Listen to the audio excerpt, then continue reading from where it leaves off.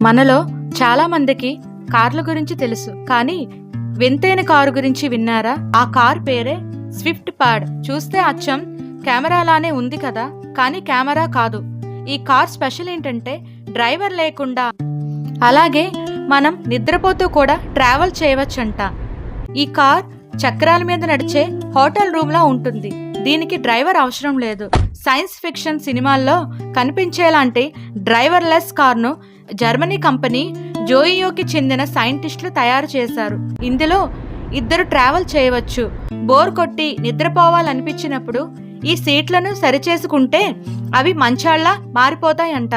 నిద్రపోతూ కూడా long distance travel చేయటానికి వీలుగా ఈ కార్ను తయారు చేశారంట.